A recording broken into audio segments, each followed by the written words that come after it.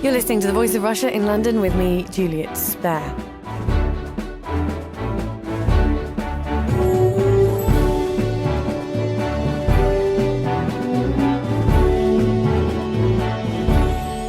Being a submissive wife seems to be coming back into fashion in the Mediterranean.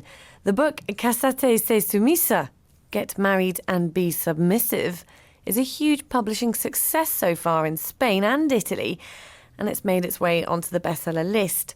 But does it mark a step backwards in the fight for gender equality? And can couples really be happier when one of the two, in this case the man, as the book says, is always allowed the final word? Taking part in the discussion from the US is Sarah Horn, author of My So-Called Life as a Submissive Wife. From Spain, where the book is causing controversy, is Julie Bindel, a journalist and feminist campaigner. In the studio, Alison Ruoff, lay member of the General Synod of the Church of England, and Holly Coombe, a feminist writer and music editor at The F Word.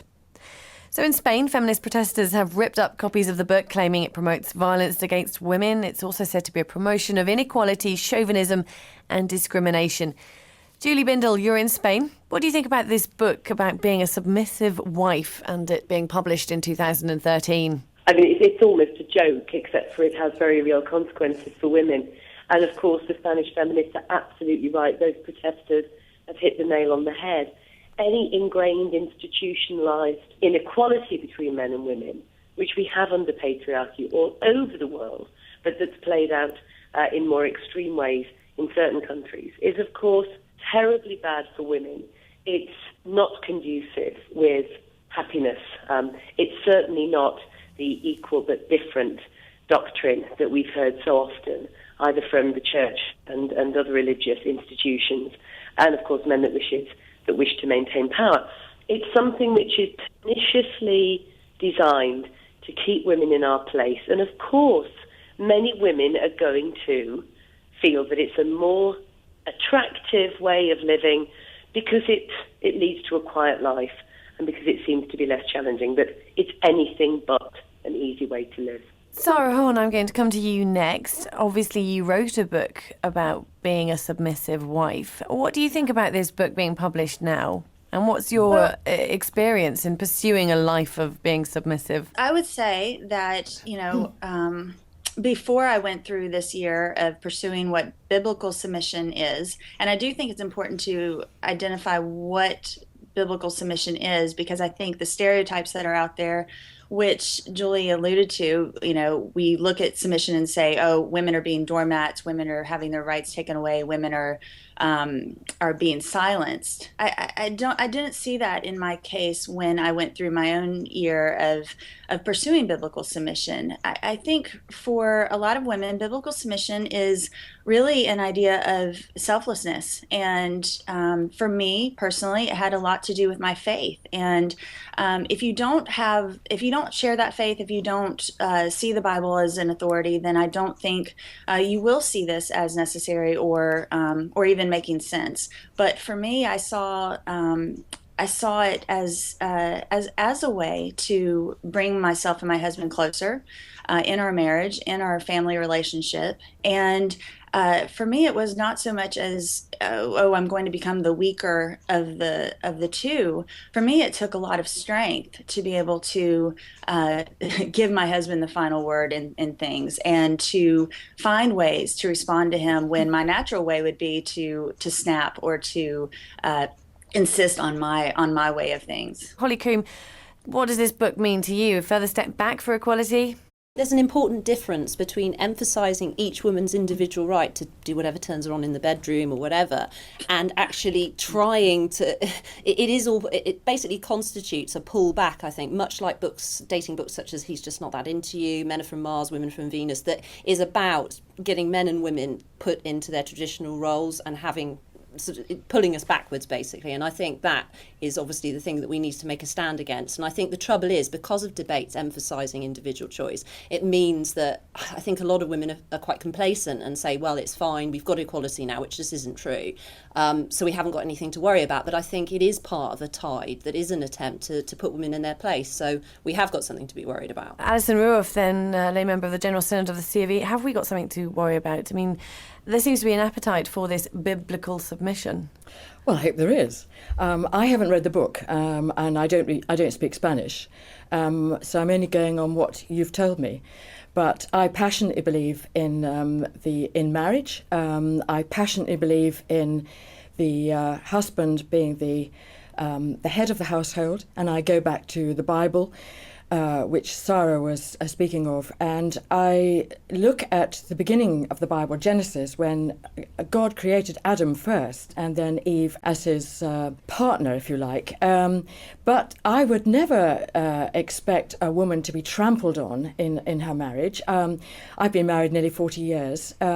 My husband, if we have a very good partnership, we have our ups and downs, but at the same time, if we've got a really difficult matter, we would discuss it, maybe argue, debate, etc. And if it's a really difficult matter, there are times when I'm extremely glad when I can say to Fred, OK, this is your decision. And I can hand it over because he is the head of the household. And I believe that's what God intends for us, never for women to be trampled on. I believe in the secular world, in men and women being equal in terms of jobs and pay and all those things. But I do think it right that the man should take his rightful position in the household as head of that family, and be a role model for the children to look up to. I think feminism has absolutely wiped the floor with men, that they've lost their sort of confidence, and I think it's really serious as to what we've done to men in this day and age.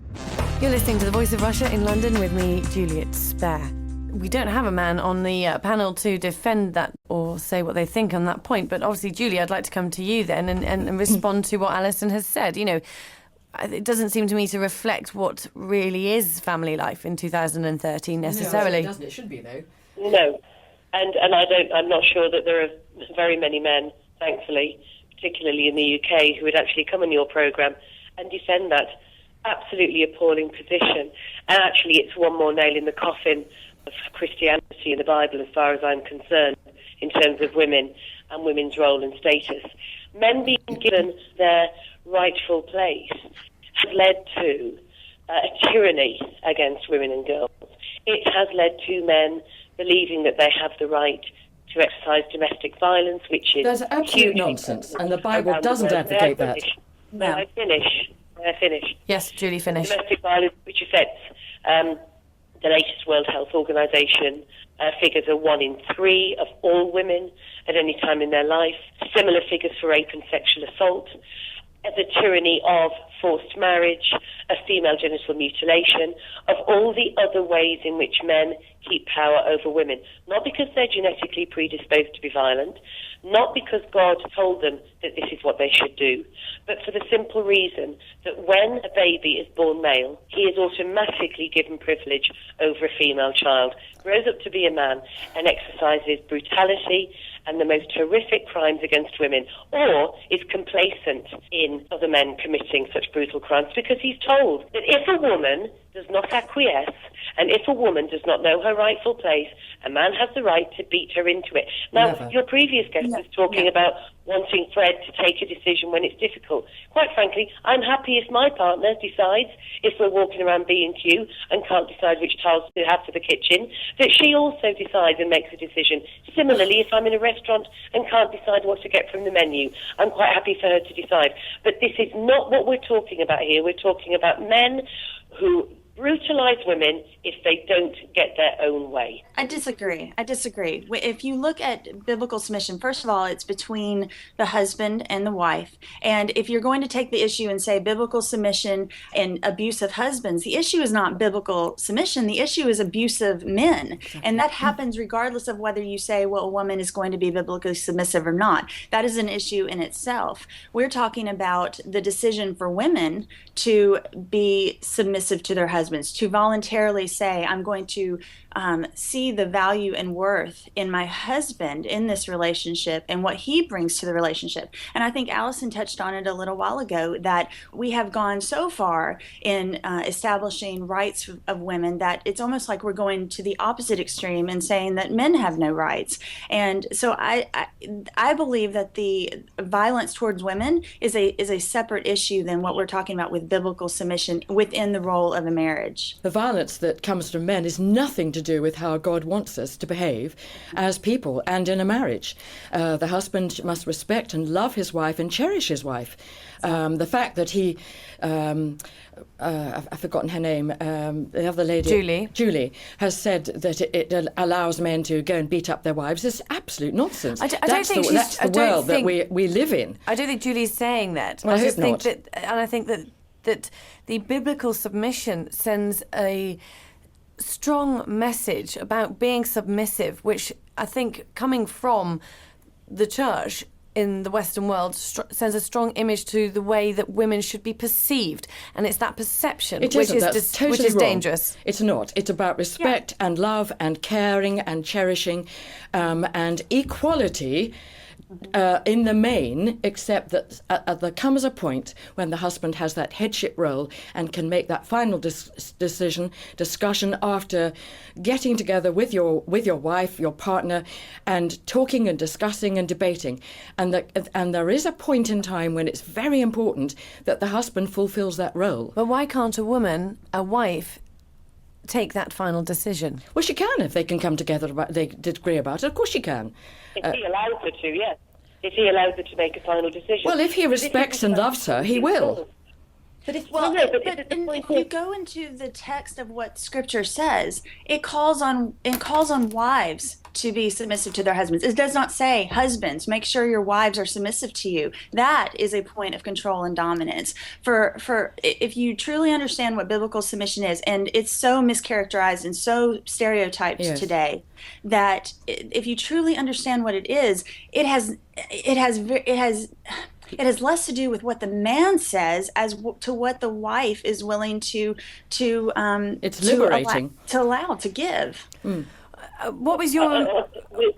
Go on, Julie. With respect, that that's utter nonsense. I mean, that makes no sense at all. That in fact it's a woman's choice to be submissive, and therefore she's happily going along. Well, that's how I understand the Scripture. But it doesn't mean she should be used as a doormat.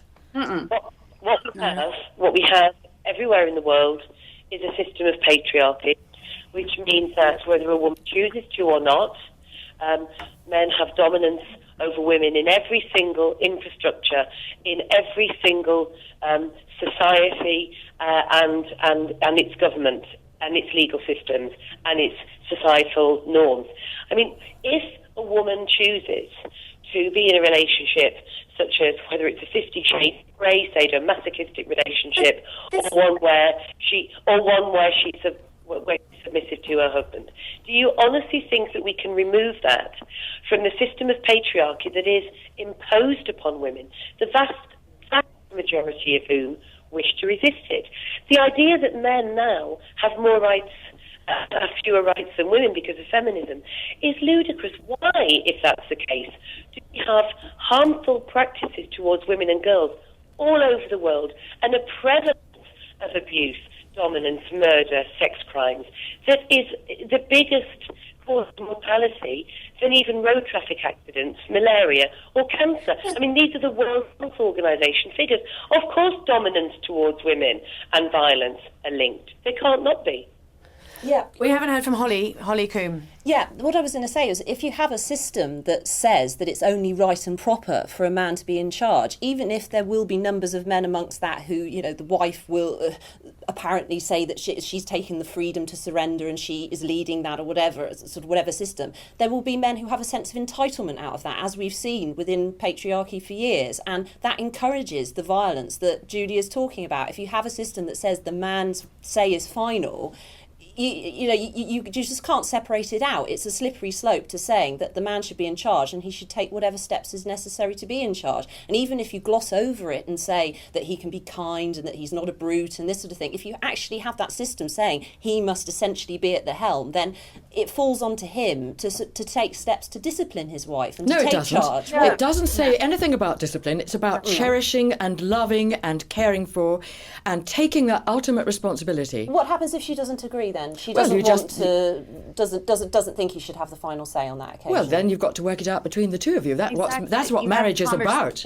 But why the emphasis on being submissive as a wife as a matter of course? I mean, I agree about sort of individual relationships. Well, I'm pretty much not submissive, but we work it out, and my husband is the head of the household. And there are only times when I would have to say, well, OK, you make that final decision. But we have discussed it big time.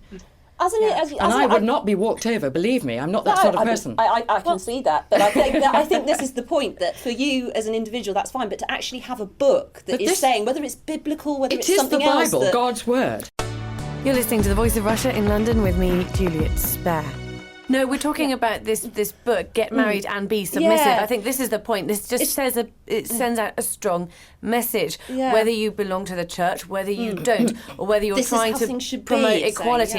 It's another nail in the coffin for women who are left in vulnerable sections of society. Yeah, I would agree with that. Well, the most vulnerable section of society for regards women are those who are Muslims, and they have a really hard time by being a second-class citizen as a woman, and that is very, very worrying and difficult. You also mentioned, Alison, that submission is liberating. It can be. It should be, if we do it properly. Is that right, Sarah? I totally agree. I mean, the subtitle of my book talks about the freedom that I experienced when I went through this year, and I understand that if you don't share that faith, that may sound ludicrous, that may sound crazy, but what I found in my own marriage, and we've been married for almost 16 years, is that when I was willing to edit my words instead of snapping and saying exactly what I wanted, when I was willing to step back a few steps and let my husband actually have the time to make decisions in our family and our marriage and our relationship, we were on the same page a lot more of the time. And this again, the biblical submission we're talking about within a marriage. Now, granted, like any idea or anything similar to this, there are going to be abuses, and there are going to be people who take that too far. And I think the struggle with biblical submission in itself is the fact that it is a two-parter, if you will. The wife has a role and the husband has a role. And very often we have seen over the years husbands either not being the leaders that God has called them to in their families, or they have taken the extreme and have been abusive toward their wives. But I believe, the bigger issue in most marriages today, at least talking from the state's point of view, is that physical or emotional abuse is not the issue. Selfishness is the issue, and that is between both parties, the husband and the wife. And we talk about, well, the men aren't doing this. The men aren't. Let me finish, please. The men aren't doing this, but but the wives need to do this. I think someone has in that marital relationship, has to start. Someone has to be willing to be kind, be respectful. And like I read the sample chapter that Costanza wrote, that the only one that's in English, and she alludes to that is if you're kind to your husband, you will see kindness come back, changes come back in him as well. And that's what I found in my experience. I think as wider advice, I think for everybody, it's a good idea to sometimes to concede. But why does that automatically fall onto the woman? I don't see why. Wouldn't some of this advice, wouldn't the men? Yes, partnership. But why shouldn't this fall onto men? Whether it's men in relationships with men or with women. But why is it women towards men having to behave like this? No, it isn't. It isn't. I mean, it works. But this book is. It's saying how to. I'm sorry. I'm sorry. Wife. I haven't read the book, and I don't know. But I do know what the Bible says on this, and. If you really love your husband and he loves you, as will happen, you'll get, as Sarah said, you'll get more and more of this two-weighing. And my husband is much older than me, and therefore I suppose now I take most of the decisions because of his age and his frailty. So, it's partnership. and working it out together. But that's not what the book is saying. I haven't read the book either, to I'm be sorry, fair. I've I just haven't. read quotes. Yeah, I've only read quotes Sure. from The it. book and has the been- essence. It is saying that, Well, precisely. then the book needs to go to the Bible and get it right. Yeah. Well, and you May I know, I've read Julie, sorry, Julie, your turn. I would imagine that you would be on the same page with your husband if you decided to back down, to acquiesce to his view, and to always give him the final word, that he would have every to take whether you gave or not. So actually the idea of giving the man the final word is really disingenuous, because it's about him having that authority to do so whether you want it or not. But the idea also, bearing in mind that we're hearing from our two Christian guests about the Bible and what it says about being a submissive wife, the idea that it's worse for Muslim women is ridiculous, because these practices under fundamentalist Christianity are horrific, and it's saying exactly the same as fundamentalist Islamists It's certainly not. or Absolutely not. Better for women living under the tyranny of a fundamentalist religion, whatever the religion is. I mean, it is not at all genuine to suggest that women have the right and the individual freedom of choice to tell men to dominate them. If a woman is doing that as an experiment, then it's an experiment. She has no right to suggest it's freedom of choice for other women on whom it's imposed. In the UK, for example, rape in marriage has only been a criminal offence, thanks to feminists, since 1992. Prior to that... It's very rare, too. Marriage, this Christian institution of marriage, said to a man he could rape his wife repeatedly and not even be arrested for a crime. I mean, that is outrageous. That's what we're talking about here, the right of a man to abuse a woman. Sarah also alluded to perhaps to be unselfish meant you had to become submissive. biblical submission, I go back again to just to my experience. What? I'm sorry? I was going to just, why is this biblical submission different to just being submissive in a relationship? Well, that's a good point, because we've heard the word shades of gray mentioned several times in this conversation, and I don't agree at all with shades of gray. I think it is part of the problem and part of the misperception of submission. When you hear that word, you cringe because you automatically think dominance, you think power and control over a woman, and you think these novels shades of gray, but that's not what God intended with biblical submission. I believe that marriage in the context of a husband and wife is supposed to reflect the relationship between Christ and the church. And so as a wife, I am submitting to my husband as I submit to Christ. Not by any stretch of the imagination equating my husband with God, not at all. But understanding and first of all submitting to in my relationship to God, in showing that respect and showing that recognizing that value and worth to my husband, and being willing to say, you know what, there's something here. There's something to be said for recognizing that. And again, this is within the marriage context. If you say, well, if you tell wives that it's okay to be submissive to their husbands, you're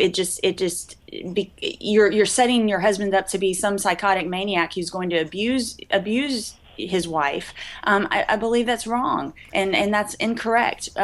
When I have seen it in my own personal experience, when I was willing to not insert my way as much and not insist on my way, and give my husband the freedom and the room to lead his family, we've seen improvements in our relationship. We've seen a closeness come, and it's not because I've rolled over and said, whatever you want, dear. It's because I've willingly said, you are important to this relationship, and there's a reason for it. And we have seen those blessings that have come out of it. I would really like to hear from you, Holly Coombe.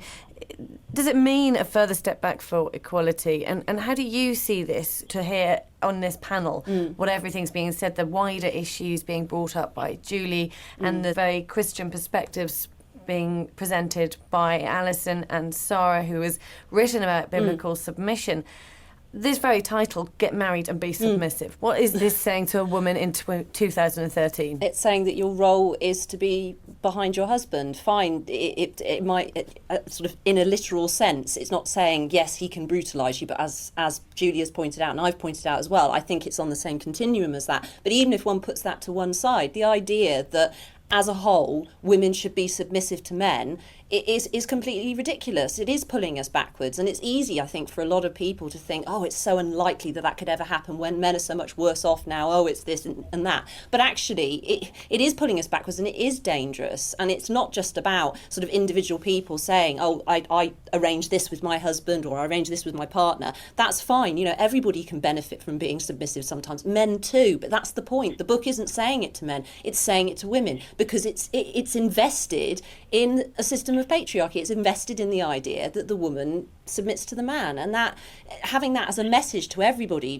along the same lines as Men Are From Mars, Women From Venus, all those other books, it's putting the genders in their place. It's seeking to restrict But don't us. you think we have special places in the design of No, I think everyone creation? is different. I think we're all different, women, But men. we should be working together in Yes. terms of partnership and caring for each other and respect for each other. Absolutely. I mean, that fabulous And embracing song, those I'm going to do it differences. my way, has got the very best tune, but the worst possible words. Because it's all about total selfishness. Well, I agree, but I think that it has to be a two-way thing. I don't see It that has what to be you're two-way. talking about. I don't disagree with you on that. I absolutely agree with you. But this I think book it's is- this ultimate responsibility of the man in the relationship to take that, because he's That isn't- cherishing his wife. But that isn't. It's not that he's going to be, pushing her this way and that way, and she's going to say, of course, yes, dear. Of course not. I don't behave like that.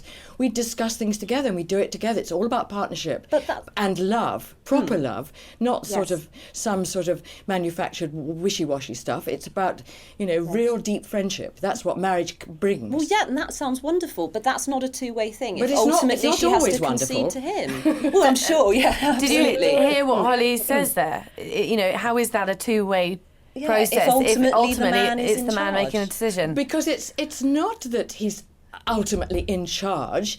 It's more than that. It's taking a sort of responsibility for his wife and family. He's not pushing everybody around. It's much deeper than that.